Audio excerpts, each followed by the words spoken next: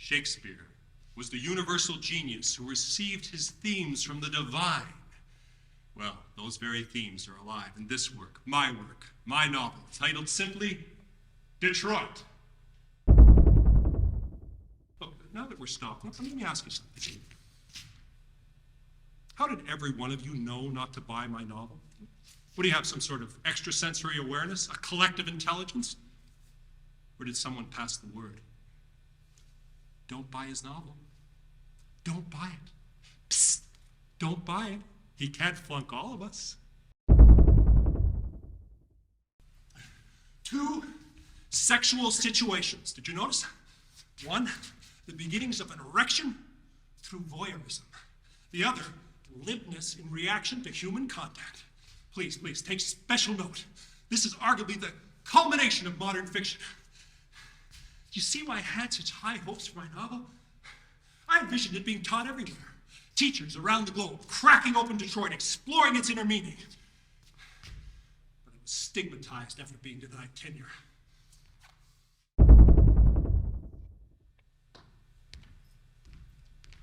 Good morning. Good morning, good morning, good morning. Well, today is a very exciting day. You know, I've looked forward to this class all term.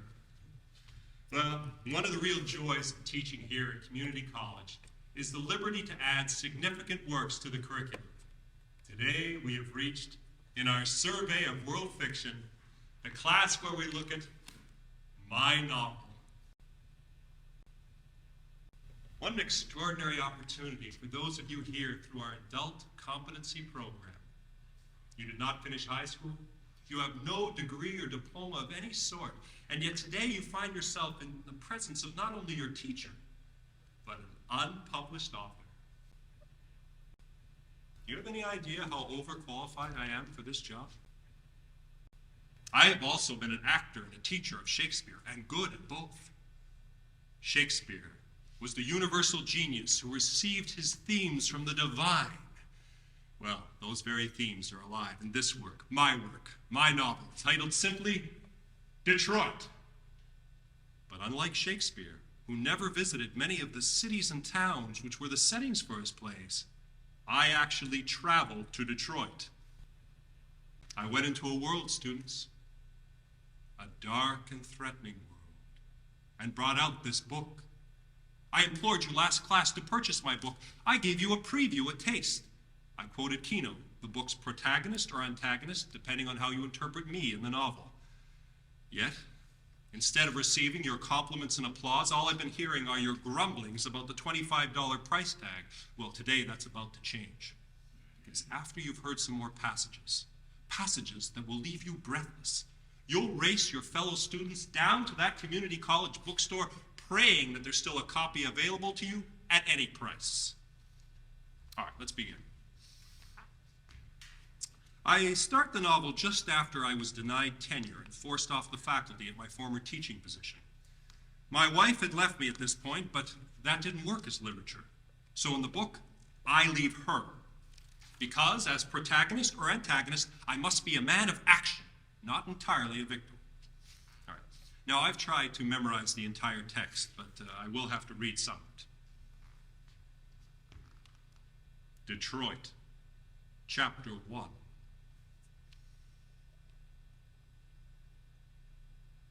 I have reached the right-to-rot age of 33, the age Jesus died on the cross. I have lost my job, become sexually impotent, sit semi-conscious in front of the television. My wife accuses me of being a worthless failure who has never accomplished anything. A dark, paralyzing curtain of depression overwhelms me, and I resolve to kill myself. I have to pause a moment. Now, I know many of you are new to literary criticism and perhaps the books in general, but I have been told by editors that my death wish seems contrived. Do you know the definition of contrived? Artificial, forced, unnatural. And this somehow explains my novel's non-publication. Nonsense. When something is contrived, we feel safe and open to more profound understanding. Remember that.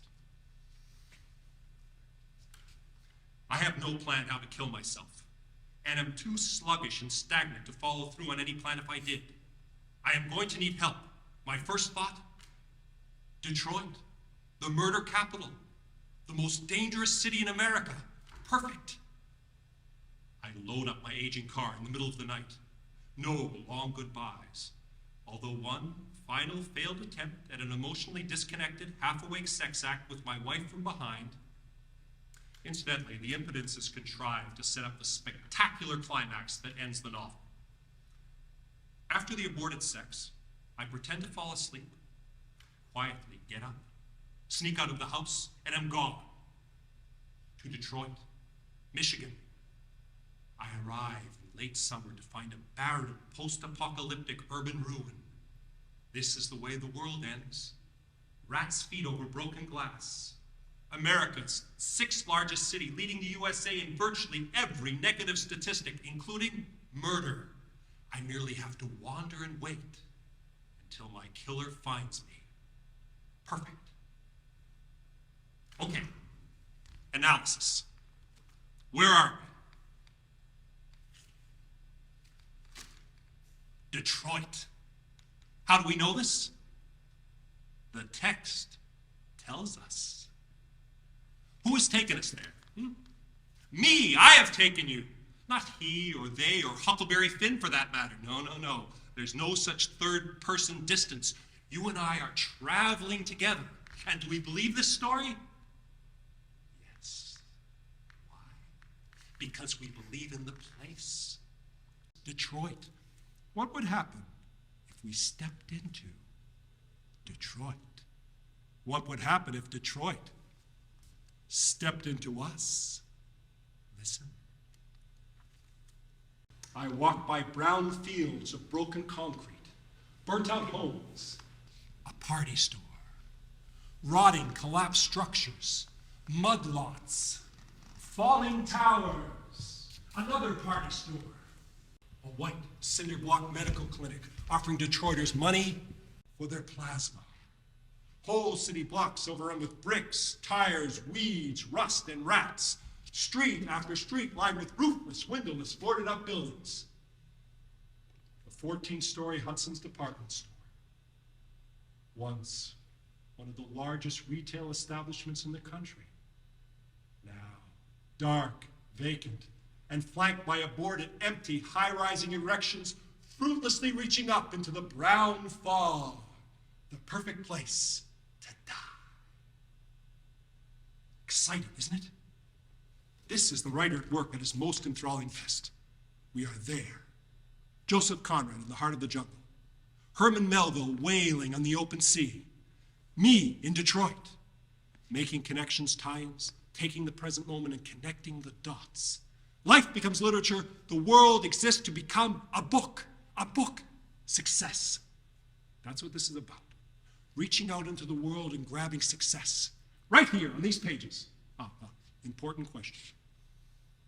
Why the impoverished inner city of Detroit?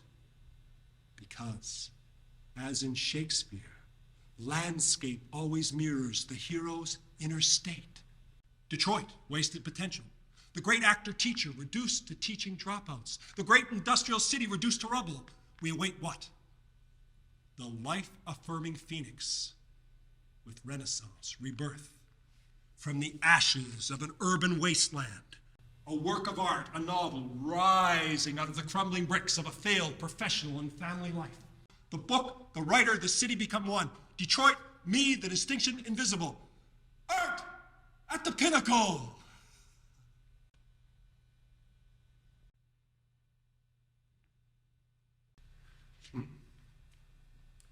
I trudge on, searching this wasteland peppered with party stores. Let me pause again. Party store is the Detroit name for convenience stores selling beer and liquor. In Detroit, every block seems to have one. They look like military fortresses with huge steel doors surrounded by fencing and razor wire. Inside, the black customers are separated from the staff by 2-inch thick bulletproof glass. I originally had an explanation of party stores. I explained the lack of black-owned businesses, but I cut it. Why? Because I got so-called constructive feedback. You're writing a novel, not a textbook. Isn't that one of the liberties of writing a novel? You can simply stop dead and explain or describe something, sometimes for several pages. I admit an explanation is unacceptable in many other literary forms. A theater play, for example. You can't simply stop dead in a theater play and say, oh, by the way, let me tell you about party stores. Well, all right, I guess you're glad I cut the explanations. Put them back in the bookstore, would have a stack of $50 novels waiting for you.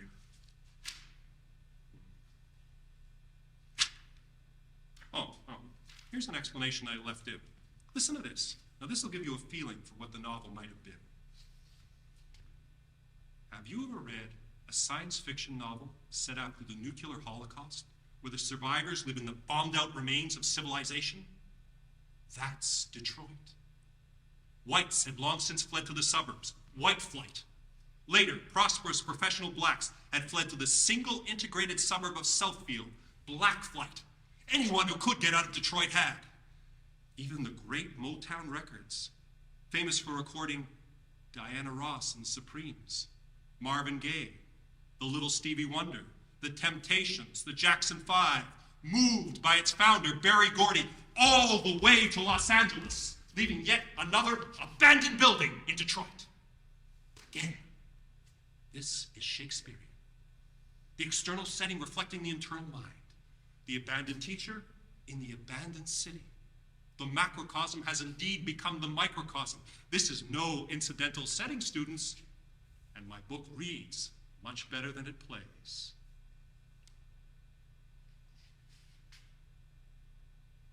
And there he is, a pitch-black, emaciated skeleton of a man, wearing an oversized black and silver Oakland Raiders coat, like a giant swooping cape. I recognize him immediately. My angel of death.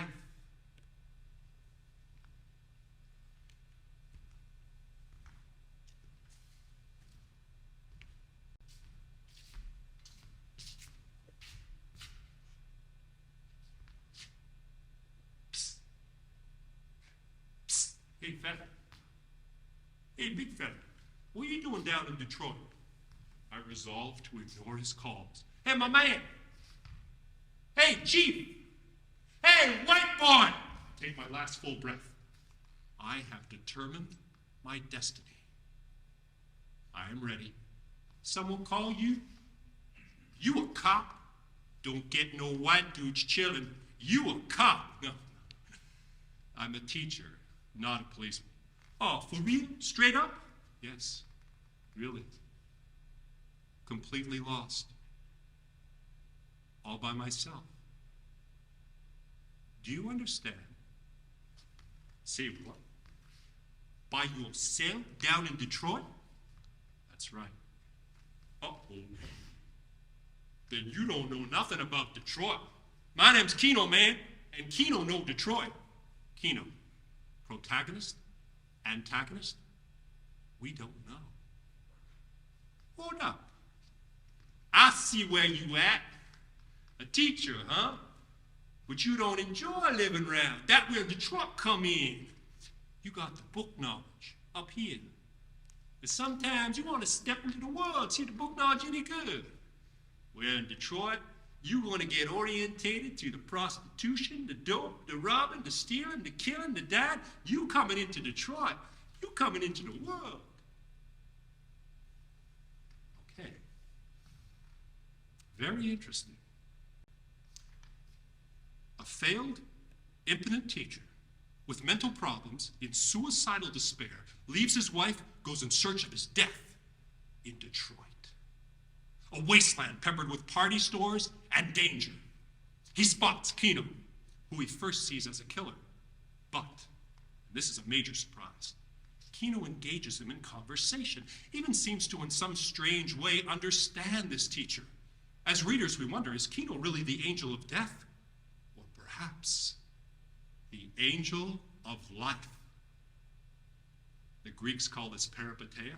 We call it rehearsal.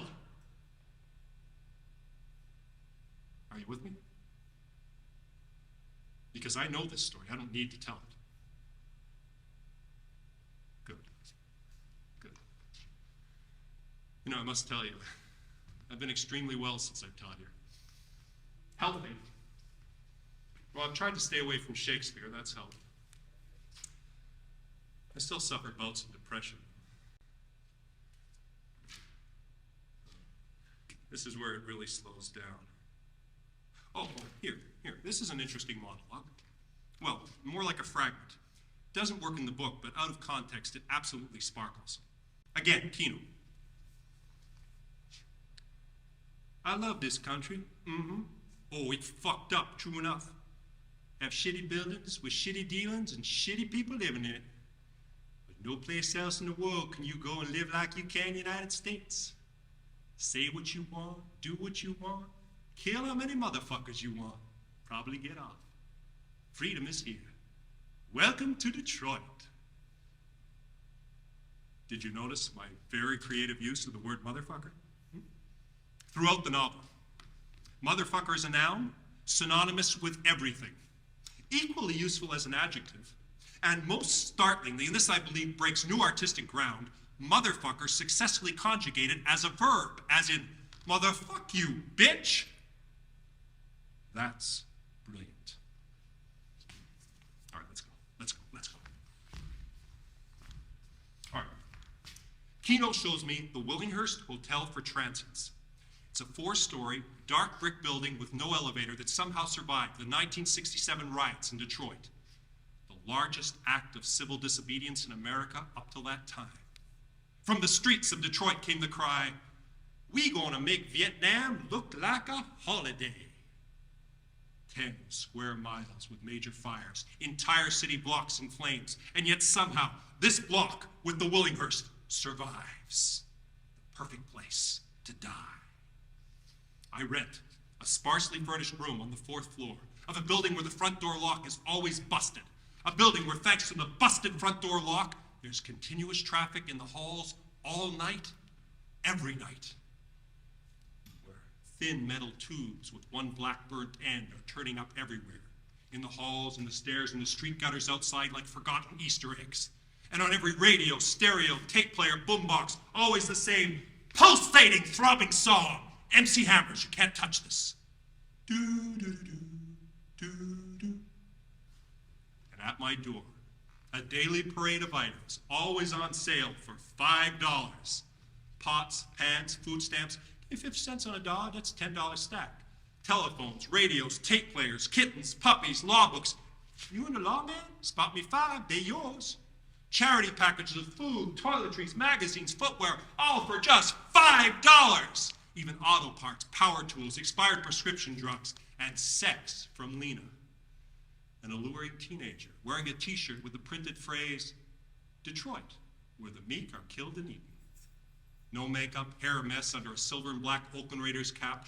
Absolutely no attempt to be attractive. She arrives at my door offering me a blowjob for just $5. Thanks, but I'm afraid I'm temporarily out of commission. Oh, then can I get $5 for some orange juice? Orange juice isn't $5.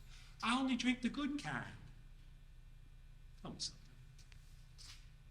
Why is it always $5? I mean, whatever you want. Won't 10 get you 2? 20 get you 4? Why is everything always on sale for $5? No answer. She begins turning her Raiders cap in mesmerizing circles, going round and round. Finally, I speak. Doesn't your arm get tired of doing that? Someone ought to put something in my mouth.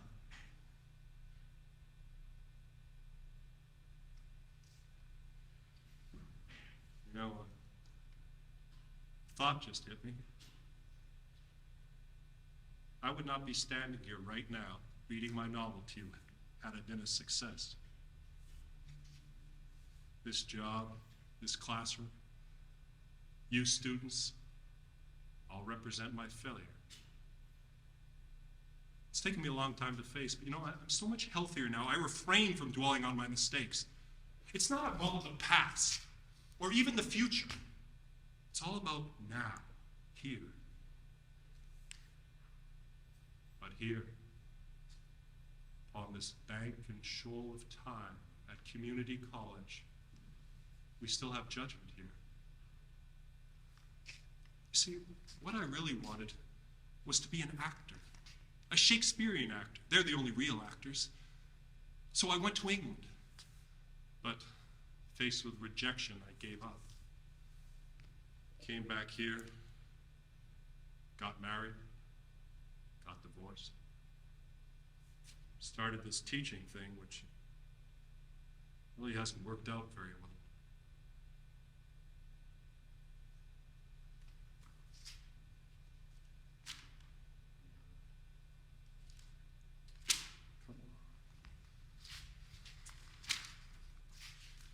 This is just, it's ended. You see, I should have stayed in England. That was my mistake. I could just somehow go back in time. Oh, for a muse of fire that would ascend the brightest heaven of invention, a kingdom for a stage, princes to act, and monarchs to behold the swelling scene. Think, when we talk of horses, that you see them printing their proud hoofs in the receiving earth.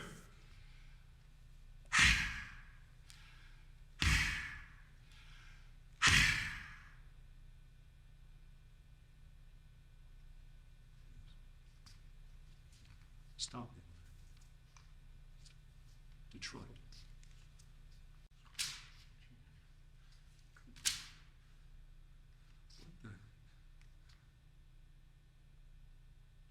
Are you still with me? Are you engaged? Listen, this is not easy for me. I could use your support. If I could feel something coming from you. Oh, I get it. This is like the difference between a white church and a black church. Well, right now I feel I'm in a white church. Look, now that we're stopped, let me ask you something. How did every one of you know not to buy my novel? What do you have, some sort of extrasensory awareness, a collective intelligence? Or did someone pass the word? Don't buy his novel. Don't buy it. Psst, don't buy it. He can't flunk all of us. $25. Yes, I agree. There are some slow passages, but it's a brilliant piece of work. It's equal to anything we've looked at in this course. Do you know Michigan? Have you ever been to Michigan? Ever met anyone from Michigan? Ask them where they're from. They'll go like this. You know what this is? Michigan. Yes. It's the shape of a hand. You know what they call this? The thumb. Detroit's down here. Do you know what's south of Michigan? South of the United States? Canada. Yes, Canada sneaks Ontario right underneath Detroit. Detroit is north of Canada. Surprising, arresting. The perfect place to set a novel. The world turned upside down. Okay, all right, you're Canada. Here's the Detroit River. This is Detroit. There's the northern white suburbs. Warren, 99.4% white, bordering on Detroit. Livonia, 99.6% white, bordering on Detroit. Dearborn, 99.7% white, bordering on Detroit. And here's Detroit, over 80% black. All right, it's night, and we're outside the Willinghurst. Here's a small crowd of African Americans, chain-smoking cigarettes, passing around a brown bag of liquor. They drink and smoke in silence, listening to the hiss of sewer steam as it clouds the street, watching the beam of a night sun from a police helicopter lighting up some remote brick ruins. I have no will to wander, but something leads me back into the dank mildew smell of the Willinghurst. Everything in shades of brown, flickering, half-extinguished, exposed fluorescent lights, scurrying cockroaches everywhere, smashed in mail slots, the ground floor, black Vietnam vets. From behind closed doors come monologues delivered to no one. These vets have exchanged an Asian war zone for an American one. Now many suffer frequent flashbacks, sending them diving to the floor or even out the window. A ground floor room reduces the fall. Up a staircase, angry banging and shouts. Oh, look, there's Kino slamming a huge piece of metal into a solid though splintering door. Kino is bleeding from the mouth, demanding entrance and revenge for some earlier offense. Motherfuck you, bitch! I smile politely and proceed by. Kino? Busy? More doors. A screaming baby. An argument. Then music. Do-do-do-do, and no door but steel bars with someone visibly sitting, waiting inside. What you need, man? What you need? Thanks. I'm set. Another staircase and a message carved graffiti style into the wall. It not the Willinghurst. It the Killinghurst. The Killinghurst. The third floor, more doors. Do-do-do-do-do-do. Then Lena's voice. And the sounds of sex. Jealousy pushes my ear to the door. Possessiveness. To anger. To arousal. Oh, I'm getting people in the hall. I pull away from the door, pretending nonchalance. I hustle back to my fourth floor room. Too late. The erection is gone. Late that night, there's a soft, almost imperceptible noise. A knocking at my door. It's 3 a.m. An assassin. Finally. Has to be. This is it. I go to the door.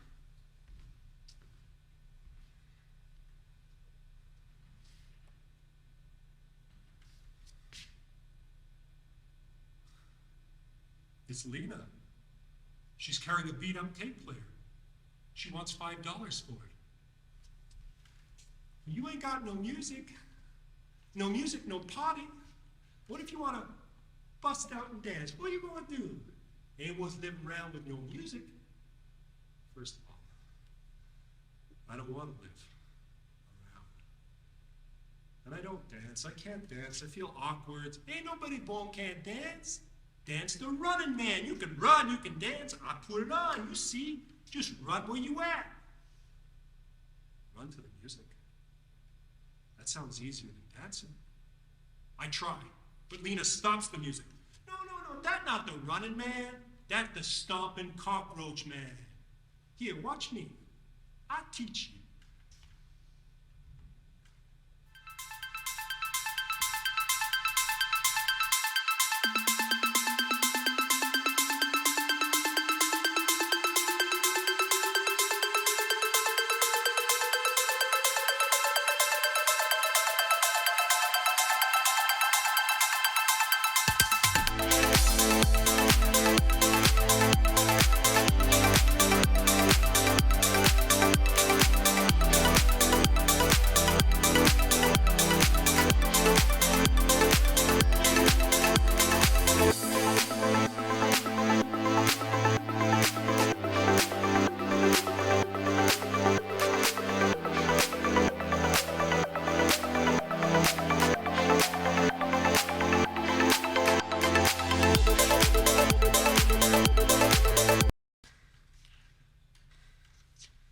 Are you kidding? I could never do that. I go to Lena, pull up her meeker-eaten t-shirt, exposing her braless breasts, exploring hands, encounter no defense. She pushes me back, starts undoing my belt and zipper. No, don't push me. No, please, I need time. No, stop. I need time, please. No. Lena gets up. Walk on your running, man. She's gone.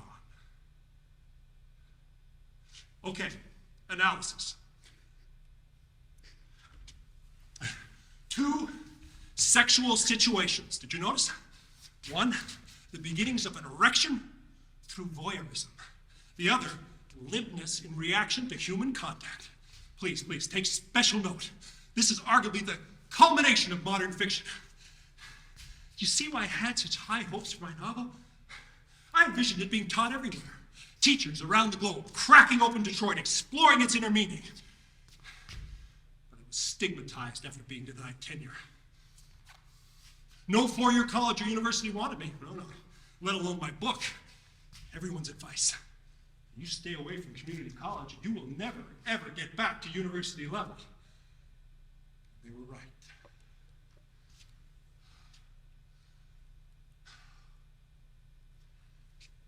So I'm alone now. Always alone. The young girl students don't come around anymore. Why is that? You know, I always thought as you got older, that father thing, being indiscreet. Spent Christmas alone. Spent New Year's alone. We've all been since my wife. But, you know, this one went so much better. Instead of making some feeble attempt with a bottle, a solitary countdown, 10, 9, 8, whoopee. No. This New Year's, I put on a video at about 11. When I looked at my watch, 1 a.m., New Year's was over. So much better. Did you have a good New Year's?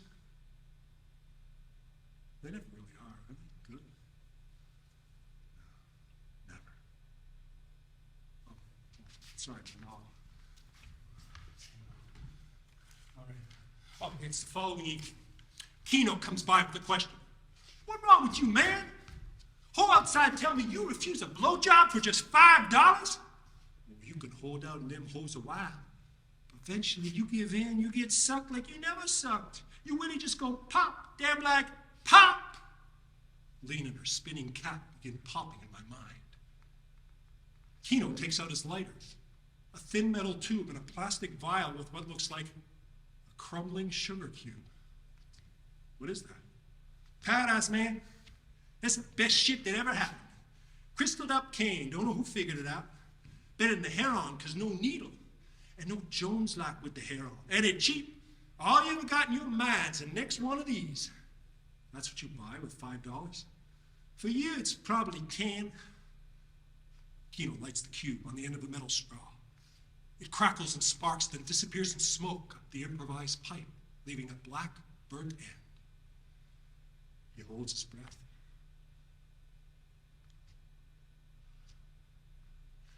And exhales. Instantly becoming calm, spiritually calm. His eyes take on a gentle, glassy texture, and he smiles contentedly. Hey, man, you know about Devil's Night? Devil's Night? No, what's that? Oh, man, no Devil's Night, where you from? Not for Halloween, Devil's Night. Oh, Mat Night. Yeah, when I was a kid, we'd steal the neighbors' doormats. Well, in Detroit, it's Devil's Night. Everybody leave out their house, try and burn down the city. Tripping out on mescaline, angel dust, a little weed. Start setting fires all over a house, don't matter. Sometimes abandoned.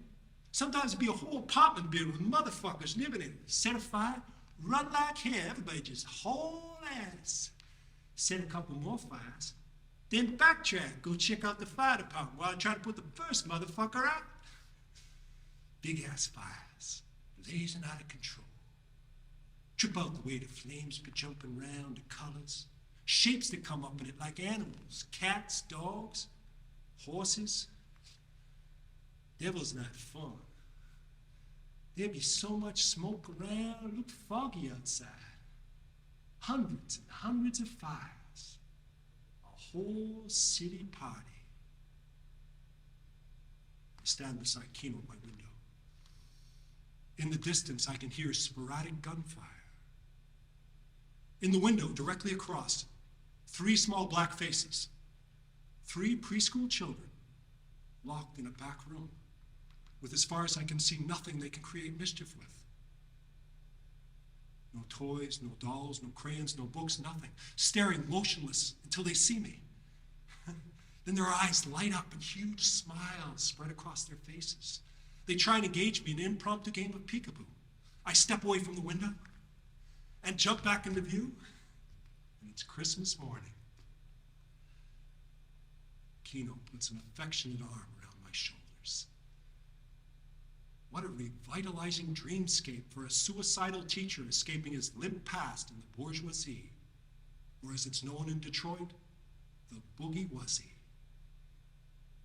Okay, analysis.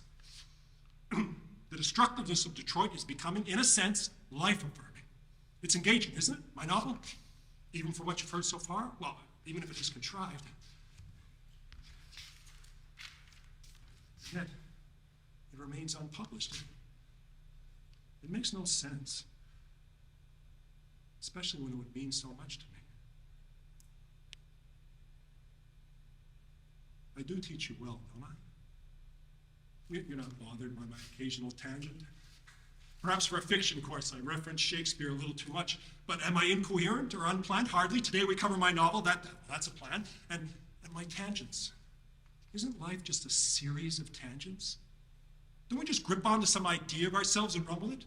Hey, I'm an actor, a Shakespearean actor. Look, I'm off to England for a month, a year, a moment. And we stopped, faced with rejection. Our revels now are ended. Lost, despairing. But as if we've known all along. Oh, look, another road appears. Hey, I'm a novelist. Yeah, I write novels. This is me. This tangent is me, and we're off again for another. Till that road ends in rejection. Rejection. Rejection. Until one day our little life will be rounded with Detroit.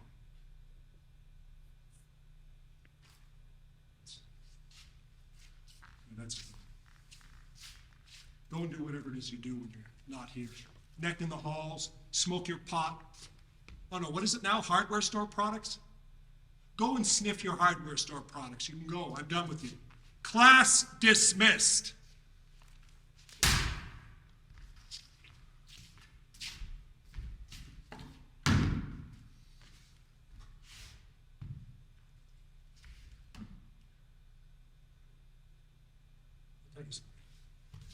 I am so fed up with slinking into this class with my pocket full of breath mints and my vodka-diluted Powerade. Oh, what are you going to do, report me? If they started firing alcoholic teachers, who'd be left to teach? Let me tell you something. Today I was actually going to wait till after class. Go back to my office and celebrate. Celebrate that for one day, one class, I was an artistic success.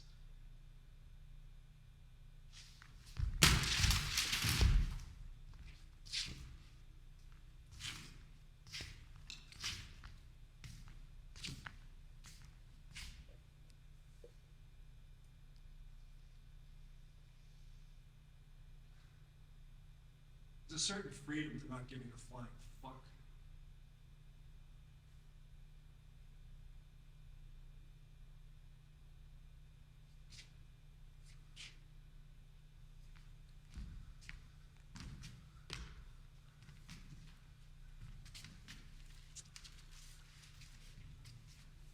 Sorry, I really do need you to buy my novel.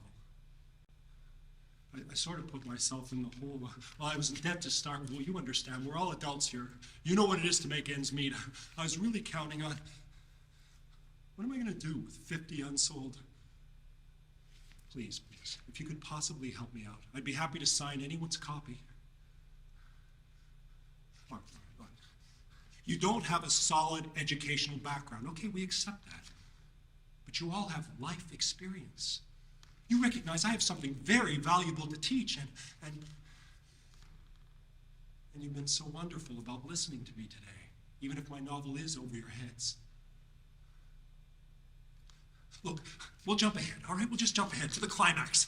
It's spectacular and life-affirming, and truth be told, well, the middle chapter's sad, but the climax, few people have ever got that far. So, all right, synopsis. Okay, what happens in my book?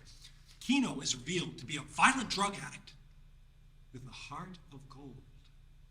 Lena is revealed to be a prostitute drug addict, also with a heart of gold. The me character has begun to see the first flickers of light slit through his curtain of suicidal depression as he's falling madly in love with Lena. Plot-wise, there's a tragic murder and a comic drug bust. Everyone, including me, is evicted from the Willinghurst, now known as the Killinghurst. And there's a lot more descriptions of abandoned buildings. Okay, the climax. I have been evicted from the Willinghurst. I am packing my things when Lena appears. Hey, Kino got that AIDS shit. He's sick. What? No more Kino? No more Killinghurst? It's impossible to get killed in this town. Killed? Why you always want to be getting killed? Death comes soon enough. Might as well party a little while you live around. Doesn't look like I've got a choice. Lena smiles. I smile back. She begins turning her Raiders cap. I go to Lena and pull her into the room. And this time, I actually make love to her. Not sex. Love. Deep, everlasting, profound love. Spent. We leave the Killinghurst for the last time and go and eat Coney Islands, hot dogs with meat chili and a zigzag of yellow mustard. After lunch, Lena shows me another transient hotel next door to the Killinghurst. She brings me to a room. Inside, 3 small children. The same 3 small children I played peekaboo with. They're hers. I move in with Lena and the children, and Lena gives up crack and selling herself. I read to the children every day, and every night we teach the children dancing. Lena does the running man, while I do the stomping cockroach. Halloween time comes, and I've forgotten my quest to die in a blaze of glory. Holding hands as a family, we watch the city's Devil's Night fires from the building's roof.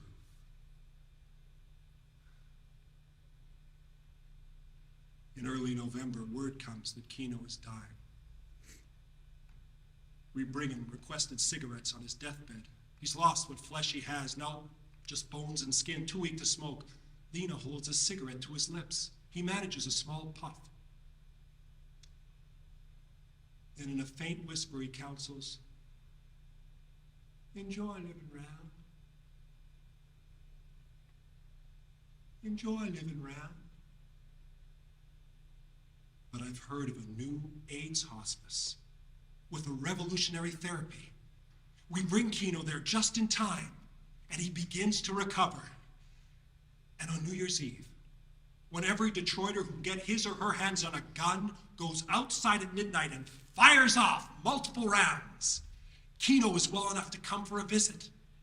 We celebrate the new year with the windows thrown open, panting vapor, listening to the celebratory gunshots. They start like the sound of popcorn at first, then building to a midnight crescendo far beyond the capacities of the human ear, a crackling, static-like auditory extravaganza. Tens of thousands of guns firing simultaneously, creating one of the most extraordinary acoustic experiences on earth. A whole city party. The end.